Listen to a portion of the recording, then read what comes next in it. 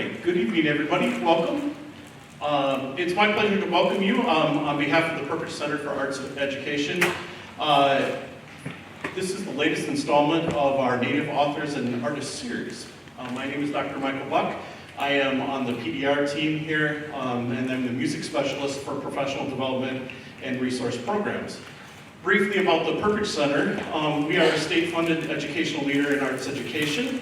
Our agency consists of three parts: the Arts High School, which we are in right now, the Professional Lending Library, which we will visit in just a little bit, and then also the Professional Development and Resource Programs, which again, myself and my colleagues are involved in hosting this event today.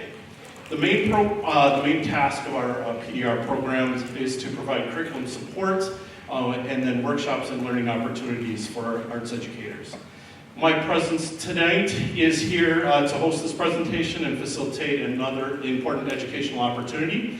And it is my pleasure to welcome our guest, Dr. Anton Treuer.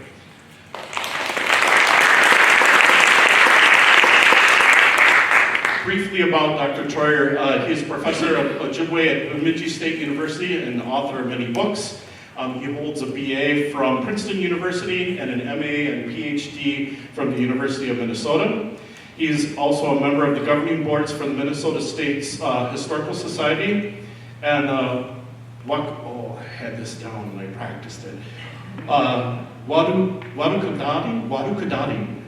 There we go. All right, got it. Ojibwe Language Institute, and received many prestigious awards and fellowships. Some of these include the American Philosophical Society, the National Endowment for the Humanities, the National Science Foundation, the MacArthur Foundation, the Bush Foundation, the First Nations Development Institute, and the John Simon Guggenheim Foundation. In 2018, he was named the Guardian of Culture and Lifeways and recipient of the Pathfinder Award by the Association of Tribal Archives, Libraries, and Museums. And his equity, education, and cultural work has put him on a path in service around the nation and the world. So please give a warm welcome to Dr. Anton Treuer.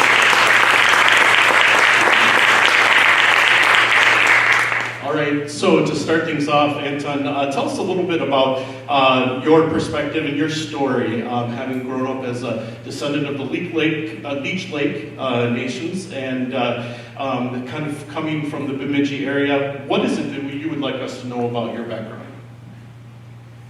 Thanks, everybody, for the warm welcome and for a great question to get us started. You know, nobody sees the world the way that it is. We all see the world the way that we are, and we're all different.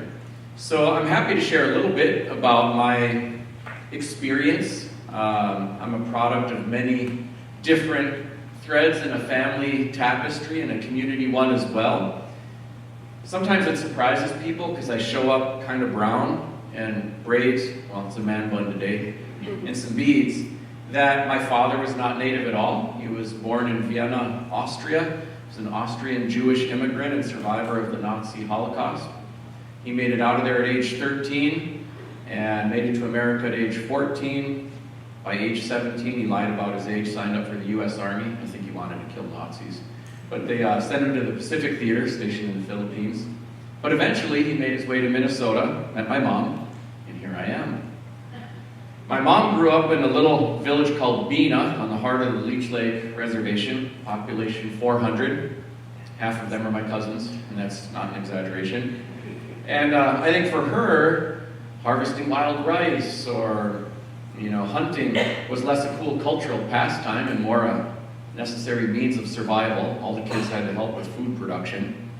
And it's interesting, she was born on the reservation, she was raised on the reservation, lived there for the first 18 years of her life. During her whole childhood, she only met one professional Native person ever. And there are about 10,000 enrolled members at Leech Lake now. So out of 10,000 people, they couldn't find one teacher, social worker, police officer, The one professional person she met was the school nurse. She thought, maybe I can do that. So she ended up finishing high school and going to nursing school. Came back to work for our tribe's health program, and she thought, even here, Native people were getting pushed around. Enough of that, she went back to school and got a law degree. Became the first female Native attorney in the state of Minnesota. So when I was a kid, she'd bring me with her to court. She'd say, you sit there, don't say a word. So, I'd sit there, not say a word. And I couldn't remember her court cases, but I remember things. She was the only woman in court. I remember that. She and her law partner, Paul Day, they were the only natives in court. I remember that. And I would come walking out of there thinking, you know what? We can do stuff.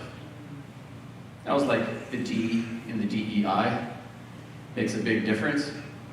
So, from both of my parents, in very different ways, they had pretty dynamic stories, I think. They both loved to tell stories. They both were trying to change the world that they lived in, not just for themselves, but for others.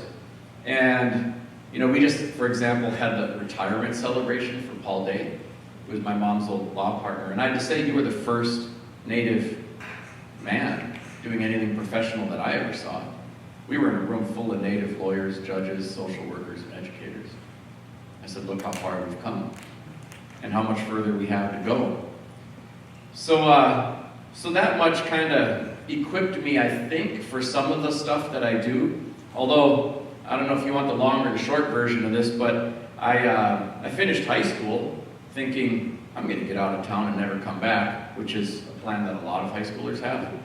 And I got into Princeton University, and I thought, hooray, all the ignorance will be behind me. And it was so naive on my part. I got there, the first person I met said, are you Native? Dude, where's your tomahawk? And I remember thinking, oh no, the brambled racial borderland will follow me everywhere I go. And these are the dumbest smart people I've ever met. But I ended up having a great experience there. My freshman year assigned roommate was a citizen of Sri Lanka, and we became best friends and roomed together 4 years in a row, best man at each other's weddings and all that. But by the time I finished, I just wanted to come home and never leave. And I probably freaked my parents out again when I said, well, I'm not taking a job, and I'm not going to graduate school. I'm just going to come home and walk the earth and hang out with my elders. And they said, well, that sounds beautiful. Good luck paying for that, because we're done. And I did. And I ended up living with this guy named Archie Mosé, and he could hardly speak English. And I ended up just kind of stumbling into a life-altering journey with him. It was kind of like Forrest Gump when he realized he could run. After that, every time he went somewhere, he was running, and he never thought it would take him anywhere, but it did. And so I ended up kind of becoming a language and culture guy. Eventually, I did go to graduate school. Eventually, I did take a job. But today, I probably sit on a three-legged stool. So one of which is language, culture, and community service. I officiate at life ceremonies, even traditional funerals, things like that. It's about a third of my time. That's all uncompensated. About a third of my time is I work at a university and write books, and we'll be talking about that tonight. Teaching Ojibwe language, history, culture, formerly trained as a historian. And about a third of my time, too, is I do lots of diversity, equity, and inclusion work. To me, they're like three strands of a braid. They all reinforce and connect with one another. So you mentioned that you went off to school, did your undergrad at Princeton, kind of felt like you were going to come home, and then did some other things. But then, what pulled you back to kind of settle? I mean, you made a life for yourself in Bemidji. Are there any particular threats that kind of pulled you back to settle into that area and take a job at Bemidji State and so forth? Oh, I love where I live. I really do. For so many different reasons. My relatives have been buried on my mom's side in the same place longer than America's been a country. And I think most Americans, we emphasize our freedoms, like go to school, spread your wings, fly. And if you get a job offer and the job offer's in California, move to California and become Californian. And we celebrate that freedom, even a malleable identity. And there's a beauty to it, but there are consequences too. Most people have a couple of kids, they move to two totally different states, and they're trying to use Facebook and FaceTime and keep it real. But it's very different than my relatives have been buried in the same place longer than America's been a country. And my cousins are kind of like siblings because we've always grown up together, migrating from one house to the next amongst all of our aunts and uncles. And so for me, there are many things I love about it. You know, as an indigenous person, even though all humans, if you go far enough back in time, were indigenous to somewhere, it's still a connection to place. Even though a lot of indigenous people have been displaced from their place. And, you know, I think that is something that's still a really vibrant and important thread. I've been able to raise all of my kids with all of their grandparents within 10 minutes of the front door. And you can't put a price on that. Our ceremonial life is there. And so I routinely have turned down jobs that would pay me lots more money because it's not only about the money. And I feel pretty good about the decisions. You know, you have to ask my kids what they think about it. But ultimately, I think there's a great value to our ability to connect with one another, to place, to tradition, you know, cultural practice. And those things would have been much more difficult to engineer if I moved somewhere else. And we found plenty of all the other kinds of life success that people look for in our space too. Doesn't mean there aren't challenges, you know, but that's certainly some of what has been motivating that. And I think now, you know, I rely upon our ceremonies, community, and so forth. We kind of become who we hang out with, and we become what we do. So culture is not something simply that we profess or believe, it's something we do. And it would just be so much harder to do it somewhere else. I knew what it was like living, you know, in New Jersey when I went to college, or in Milwaukee, which I did for a couple of years getting my career started. And I just spent most of my time trying to get back home, you know? So for me, that certainly works. And I think now too, I'm just at the service of other people. So I'd be letting a lot of people down if I just made it all about me. So one of the things that we're here today to talk a little bit about is the contributions of Native American, American Indians, especially Minnesota American Indians, to our society. And one of the things we'd like to hear is your voice, realizing, of course, that it is your experience and your opinion, not necessarily representative of all Indians, as you mentioned in your book. And by the way, do a shameless plug, his book is available actually at the end. You're going to get a copy of it. But this is another one that we have in our library here. Everything that I wanted to know about Indians but was afraid to ask. So this, I think you'll find, there's a lot of great things in there. I've really enjoyed getting a chance to know about that. But thinking about, what is it that you would like us to know when we talk about your people, the customs, the traditions? What is the respectful kind of language? Like, what should we know about referring to your people and your experiences and so forth? You want me to address terminology first? Or? Yeah, terminology would be great to start, yeah. Yeah, well, as is the case, and maybe I should just back up and say, as you mentioned, in spite of the cute title for the book, there's no way that anybody knows everything there is to know about anything. I live in a house full of Native people. I don't even know what they're thinking half the time. I really only represent myself, and I am all the things about me. So I am my age, my gender, my sexual orientation, my experiences, and other people, even in my house, have different things of those. So it's important to put that disclaimer out there. I think sometimes there's a tendency, especially if somebody's from a minoritized group, to be like, oh, what do people in your group think about this? When somebody wouldn't necessarily ask, what do white people think about abortion, good or bad, and expect a simple, easy answer. So I think there's a growing awareness that not everybody thinks the same. We're internally diverse, but I think as Native people we get imagined a lot and understood very little, so it's a good disclaimer to put out there. Having said that, this topic of terminology is one of those unsettled debates, and as has happened, with the Black community, the Hispanic, Latino, Latina, Latinx, Latinx community, there isn't always universal agreement on all the labels. So personally, I would love for us to be able to do what they did in Canada, where they had a national conversation, representatives from all the communities, and at the time, they had been using Indian or Aboriginal, and they decided to settle on First Nation, which is not too many syllables, everyone can pronounce it, it speaks to sovereignty, everyone knows what you're talking about. So instead of calling the places reserves, they switched to First Nations, and for the humans, First Nations people. They technically actually have 3 labels in Canada. First Nations, the Arctic Indigenous folks said, we want to stick with Inuit. And then there's another group called Métis, which actually is kind of a hybrid culture, even their own language, Michif, which largely has Ojibwe and Cree verbs and French nouns, and has a distinct political identity. So they have 3 in Canada. But, so even there, it wasn't quite simple. Here, you know, whatever, we could call ourselves Native Nations or something like that to distinguish us from our Canadian brothers and sisters if necessary. Unfortunately, though, not everybody's behind that.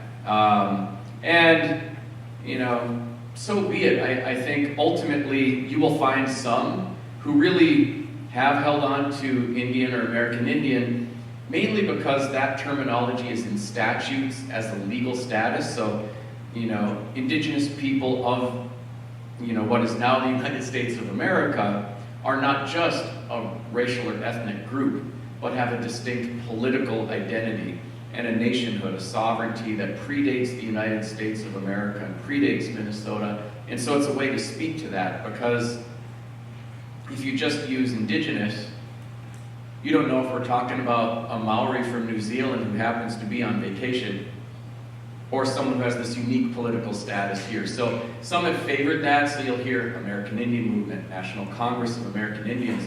That seems so old school. Wasn't Christopher Columbus lost? Yes, he was lost, you know, but the label is kind of stuck around. However, it is old school, and, you know, yes, not only was Christopher Columbus lost, and it's a misnomer, it's confusing in other circles, like American Indian is different from Indian American, you know, so it'd be nice to have something that everyone can really understand from all of those different experiences. You still have to establish some context, even with that one. I do think, as a general rule, Native American, and Indigenous are considered politically correct, less likely to be offensive or something like that. But you still have to establish the context, you know? And so here we go with a few sentences to say who we're talking about before we start the conversation. So, you know, you'll find me, like in the book and in other things too, I tend to use them all somewhat interchangeably, aware of their shortcomings, mainly as a means of just establishing safe space. But I think certainly once we establish a context, we're good. The other thing I'd recommend is that if you're working for a school, group, agency, or what have you, just have a conversation with your Native stakeholders. And you can say, what do you want us to do? And whatever they come up with, you can do that, and it does a couple things. It establishes communication with your Native stakeholders, puts them in an empowered position. You know, if anyone else gives you grief, you can say, thank you for your feedback, we take terminology seriously. This is coming from our Native Parent Committee, and it gets you a get out of getting beat up around the ears card. We could all use one of those, and a way just to sustain the conversation. Many people here are educators, and one of the things that has been on our mind has been the Minnesota legislation around the standards, and especially in the arts area, there's very specific language about the contributions of the Minnesota American Indians, is the terminology that they use. And, you know, we're really, I think many of us are kind of excited about the opportunity to be able to, you know, share and participate in that, but it also brings, you know, at times it can be overwhelming for people that are outside the culture. So, you know, where do you recommend it for educators that are trying to, you know, explore this topic? Where do you recommend they start? Yeah, great question. So there are a few things to talk about. One of which is that I realize that most Americans got a sugar-coated version of Chris Columbus in the first Thanksgiving and feel kind of flat-footed, speaking more deeply to the experience of a whole group of people that they don't know an awful lot about. And that feels uncomfortable. So I get that.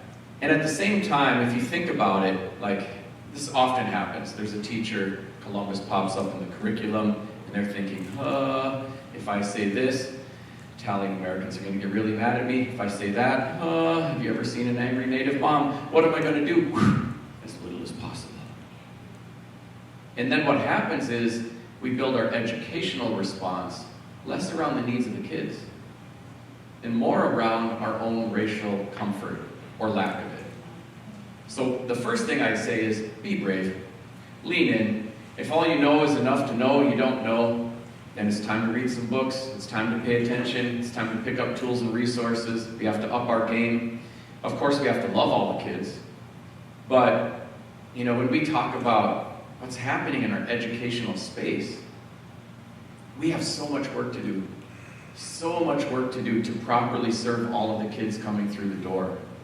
You know, the majority of the students in America are students of color. And it doesn't matter Democrats or Republicans or building walls or not, that's who's here. So we have to speak to an empowered experience for those students. And kind of one of the things that has happened, and I won't digress too much on this, but when people talk about white privilege, they're not talking about financial advantage. They're talking about the privilege of going to school and having your race widely represented in who is teaching and what is taught.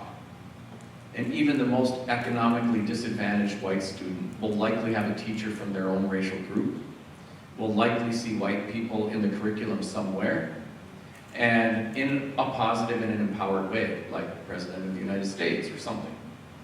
And I have never had a teacher from my own racial group. K-12, college, master's, up to my PhD. And that is the most common experience for Indigenous learners. And it has effects. Because I remember going to school thinking, you know what? How come I never get to learn about me? And from kind, good-hearted people, taking a humble wage to do one of the most important jobs on planet Earth. It was the absent narratives that were screaming, you and yours aren't important, aren't relevant, and don't matter. Because if we were important, relevant, or mattered, somebody would have said something in 13 years of an education. So we do need this stuff in the standards. It is scary for people who don't have experience around it, and there are a lot of people trying to make it a little bit easier and more productive. So I'll speak to the art standard stuff in just a sec, but there's been a big overhaul in Minnesota's education standards broadly around Native topics. So, you know, there's a lot in the social studies area, but also in science. They're asking the science teachers to speak to Indigenous ways of knowing and bodies of knowledge, and they are trained in the scientific method, right? So that one is scary. There's stuff in the arts curriculum. There's, you know, in many different areas, and the language is shifting from looking at natives as another racial or ethnic group to looking at native nations as a distinct political identities and how do they work and function, what is a tribal government, you know, and things like that. So all of that is big change. To help make it a little bit easier, there are all kinds of efforts and initiatives underway, and some of them are really exciting and really helpful for educators. So I know there were a couple folks in the room who were part of the Understand Native Minnesota effort. So Shakopee had invested $5 million to try to help make this easier for educators. They combed through the standards, they built out a 40-page educator guide, went through all the ELA standards, and they scoped it out, you know, by grade level, benchmark learning outcome, you know, and standard, and then offered recommended resources. So the problem used to be, how do I find a needle in a haystack? Now the problem is, which needle in the stack of needles do I pay attention to? And that one, it's not comprehensive, but it offers a starting place. Pay attention to this needle first, and then go from there. And so I think that's helpful for people who feel a little flat-footed. But there are many other things going on. We've been developing content with Why Treaties Matter. It's an emerging effort. There are like 16 educator guides there. There's content published even through the Minnesota Conservation Volunteer, again, tagged to standards, mainly at the middle school level. And we did pieces on George Bonga, who was really interesting. He said, I am the first white man and the first black man west of the Mississippi. And he married a Native woman. And so it's an interesting multiracial story from the 1800s, a very Minnesota thing, but also, fascinating. And there's like teacher guides and, again, all tagged to standards. Minnesota Partnership for Collaborative Curriculum has a lot of new content out there.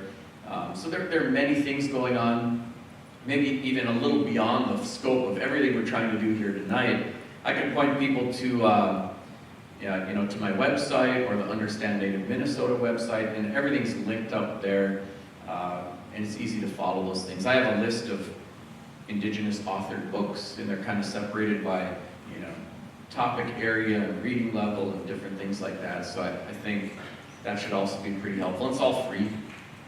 Great.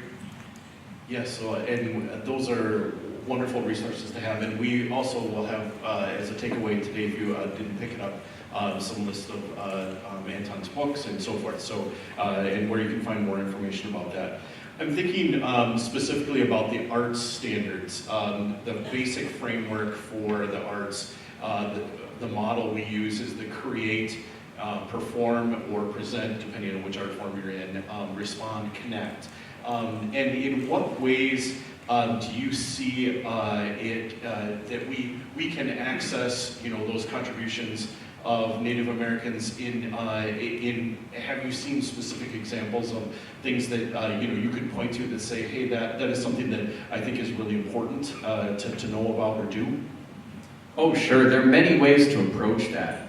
So with regard to, create or connect, like even, in the Ojibwe creation story, we talk about how the Great Spirit made all things and, made this earth and put water and grasses and trees and growing things and made animals, four-legged, birds, fish, last of all humans. And that there's kind of this teaching that we're the last things put here. And among the teachings that come from that is if humans were to perish from the earth, everything made before us would get by just fine, honestly, probably better than ever. But if anything created before us were to perish, surely we would too. So there's this kind of humble reminder of our place in creation. We are not given dominion over the earth. We are part of the web of life, not its masters. We are dependent on these things. So in Ojibwe art forms, you'll see a lot of floral patterns in beadwork and other things, and it's kind of this humble reminder of our place in creation, as well as a reflection of what we see in the natural world. So it's easy enough to do a create project, could be around beadwork or any number of other things, where you can show this, and people could be, painting or creating or making, and thinking about this connection to this teaching.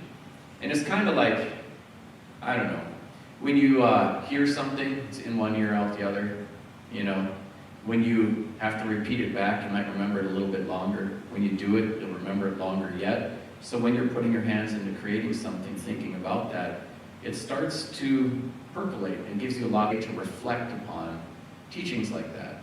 And there are many, many other things too that I think make good food for study. My son's a guitar maestro going to Perpich here, and we watched the documentary Rumble, Indians Who Rock the World. And it's pretty stunning how deeply Native people have shaped the music that everybody loves. I think not as well known or as thoroughly appreciated, but it is there. It's easy to find. That's a free, streaming view on Netflix or what have you. But there's so many different ways to approach Native contributions to the world that we all, navigate.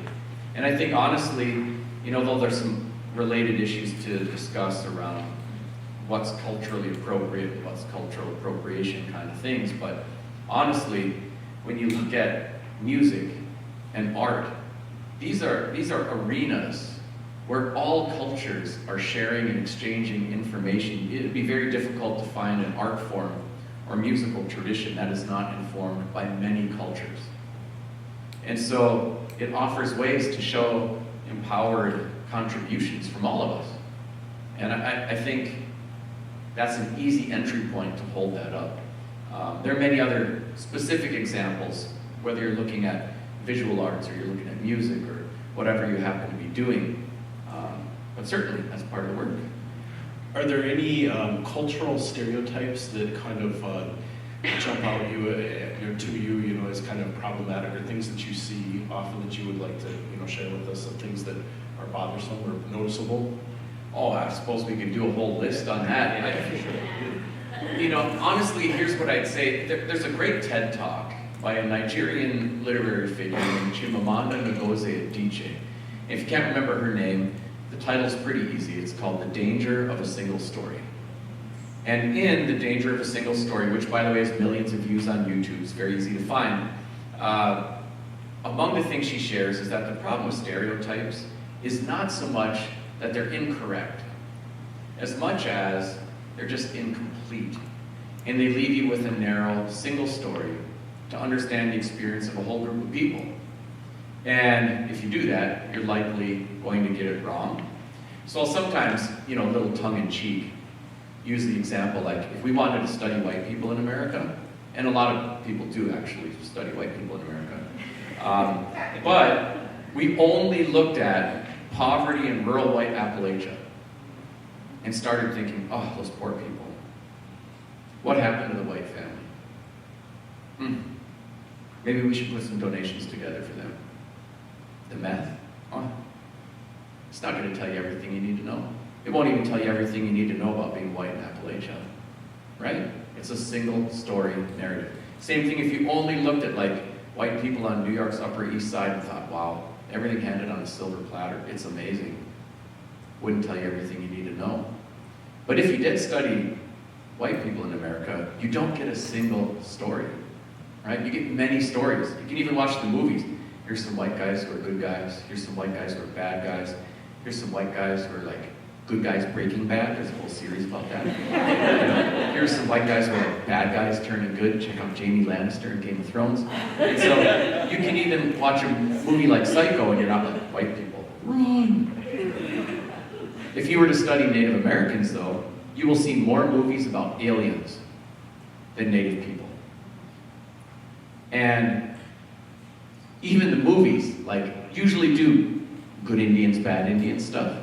Even a sympathetic movie like Dances with Wolves is like the Lakota are the good Indians and the Pawnee are the bad Indians, and the white guy's better at being native than the natives, and just like Tom Cruise is better at being samurai than anyone in Japan, right? And it is evolving, and we do have reservation dogs, and it's improving, but evolving, not thoroughly evolved. And so this is why we need a diversity of voices and an internal diversity of voices speaking to these experiences. As Native people, also the educational standards also are evolving.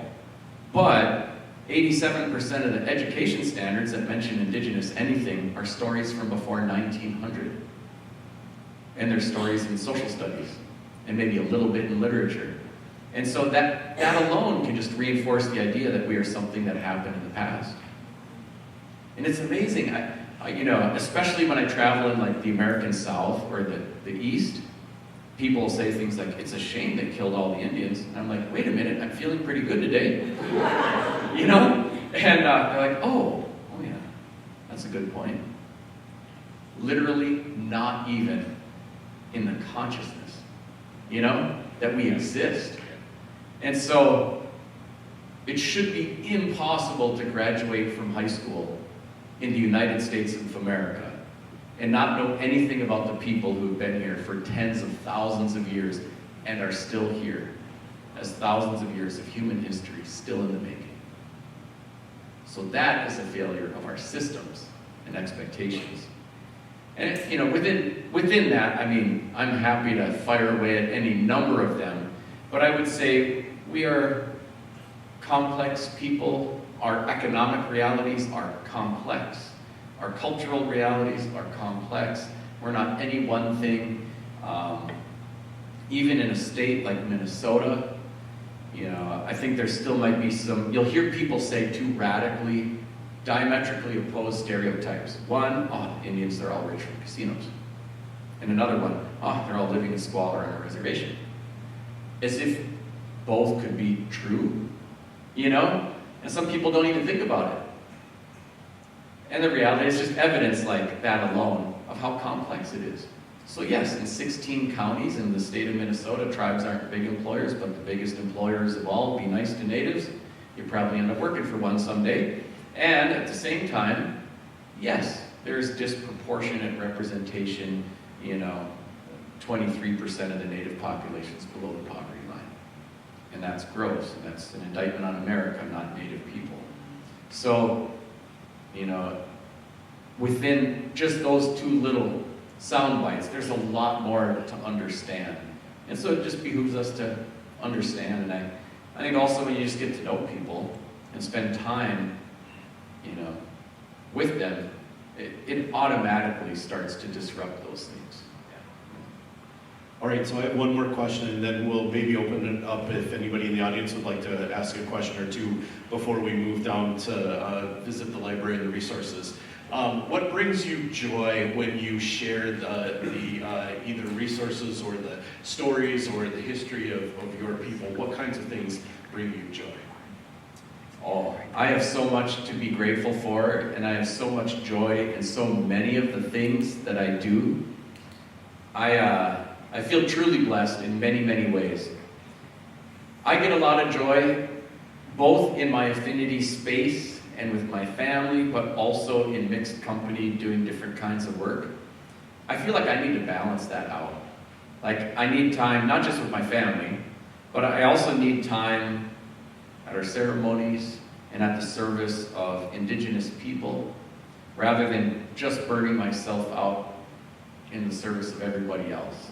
So I need some of that. I also feel like I don't want to only do that. I want to reach out and see the beauty in all humans and pull us together and try to make change together. And I think ultimately, when we do that, we see some of our best and most productive work addressing justice and other things. I feel genuine joy doing both of those things.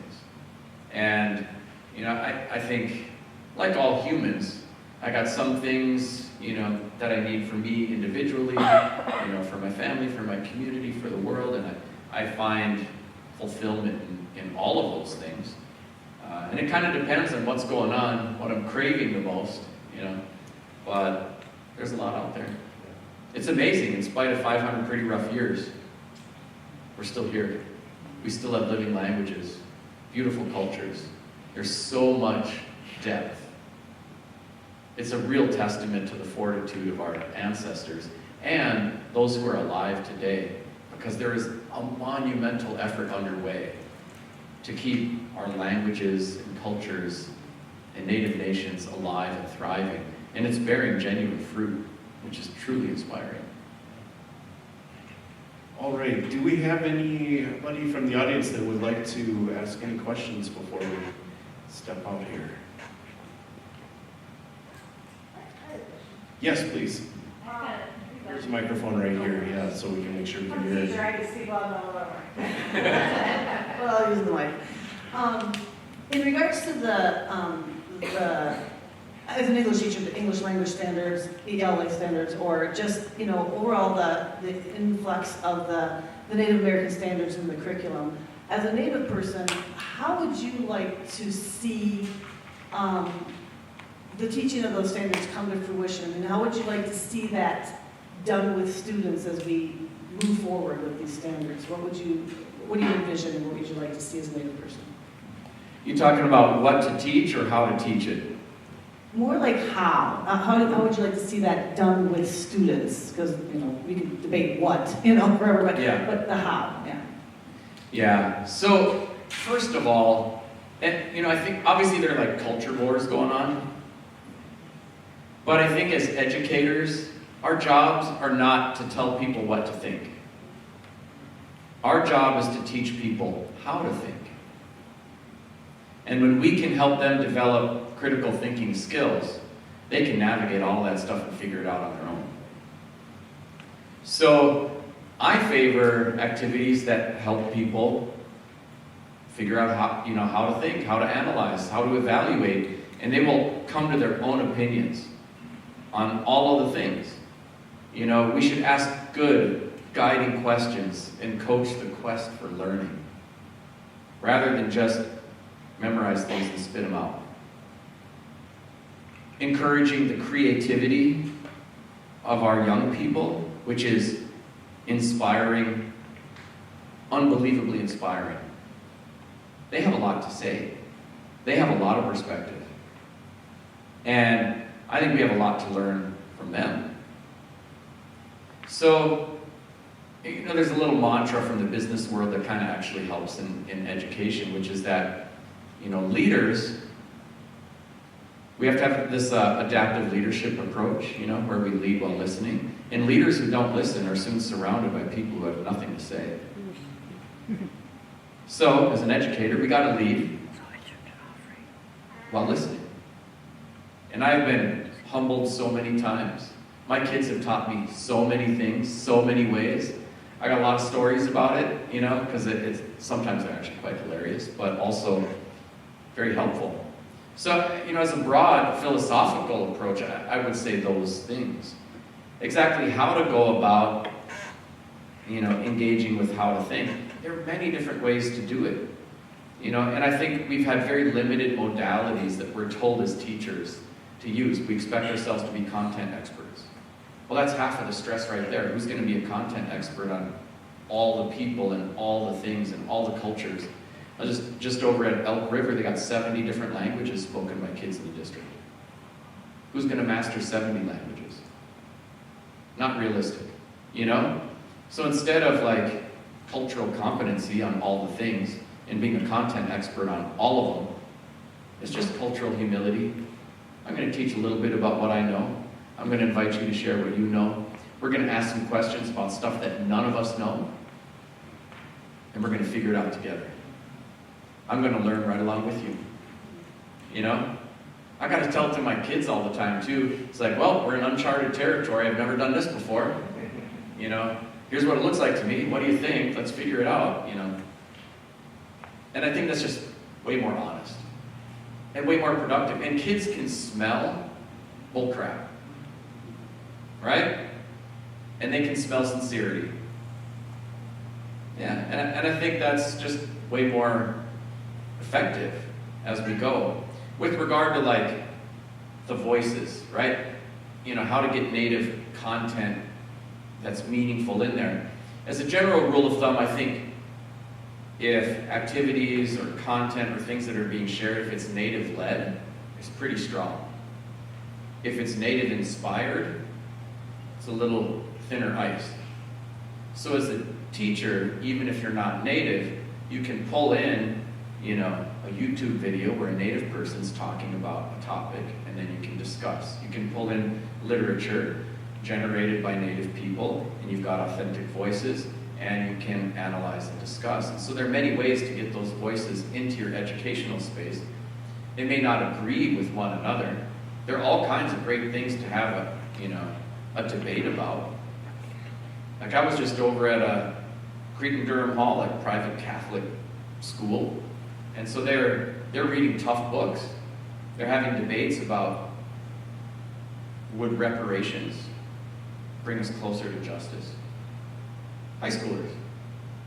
No one is graded on the perspective that they bring, but their willingness to engage and bring a perspective and to understand the content and prove they've actually read the literature, develop a view on it, things like that. You don't have to chase people to a certain way of thinking. Yeah, but you can still wrangle with tough topics in mixed company, no matter how, and I would say that is a politically more conservative place, but they're still dealing with some very tough topics in, I think, a very productive way. There are lots of ways to do it. I'll put in just a quick shameless plug here. The Perpich Center is going to host an event on August 13th. It is a conference called Rootedness and Futurity. And our goal in this conference is to bring Native perspective and voices. It's led by a couple distinguished Native presenters as well as the Perpich staff. And we're hoping to be able to spend an entire day digging in, learning more about the cultural framing and how that might apply in our classrooms, and then actually spending some time trying to figure out, well, what would that look like in our classroom? So I would encourage you to watch. The registration for that will become available. It'll be coming out in Dr. Barden's next newsletter, also in the music next newsletter as well. And I know this would be a great segue for you to talk about what you have coming up in the future. I know you're about to release some books and materials. Would you like to share a little bit about what you're working on? Oh, sure. I'm so excited about this one. I'm actually over 20 books that I've published so far, and mainly I have worked with nonfiction and also with Ojibwe language work. So I've done, recording of stories of elders and transcription, translation work, things like that. But I wrote my first novel. Work of fiction, and it's a young adult novel called Where Wolves Don't Die. And it's the story of a 15-year-old Native kid who, I guess he's kind of looking for clues to a murder, but kind of finds himself in the process. So it's, gets into trouble and gets sent to the family's equivalent of juvie to go run a trap line with his grandfather in the Canadian wilderness. And so it's both a thriller, but also kind of a tender coming-of-age story. And I really had a great experience writing it. I read it out loud in kind of chapters to my kids, ages 12, 14, 17 now, but I guess 16 at the time I was reading, and got their feedback and stuff. And so I was just really excited by their response to it as we were going. And I think, I think honestly, even in Native Lit, that too is an evolving space. So it has taken a long time just to have Native voices telling stories and to have them in empowered positions. And of course, Minnesota's Louise Erdrich won a Pulitzer Prize, and it's taking off. And Angeline Boulley is on a New York Times bestseller list for 30 months in a row, doing great. And so all of that is very encouraging. But also, I think even within the Native Lit space, a lot of the stories, a lot of the characters, are dealing with, I wish I knew something about my culture, because residential boarding schools. Or, I have been sexually assaulted, but I have resiliency, And I wanted to do something that would give a different view, a look at living, vibrant, Native culture, not culture that we wish we had and can only imagine, but more like what I see and live and do with my own kids. And so I think it provides a window into that in a way that Native Lit hasn't done as well. And although people have struggles and there is tension and all of that in the storytelling, it's not just another sexual assault somebody has to barrel through. Not that isn't something that we need to think about, but we've had a lot of that.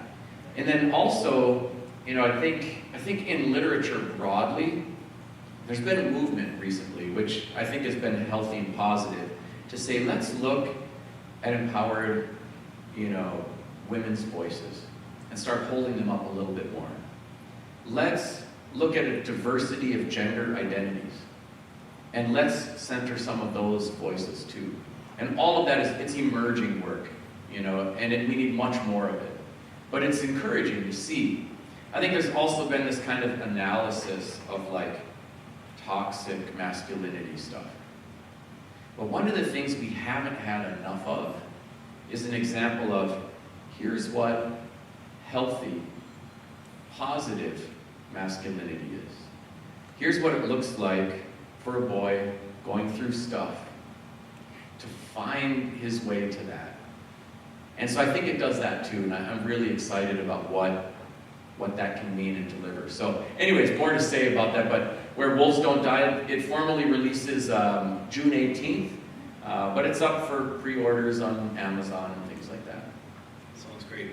Well, how about just once again thanking Dr. Treuer for being here with us today. Thank you, everybody.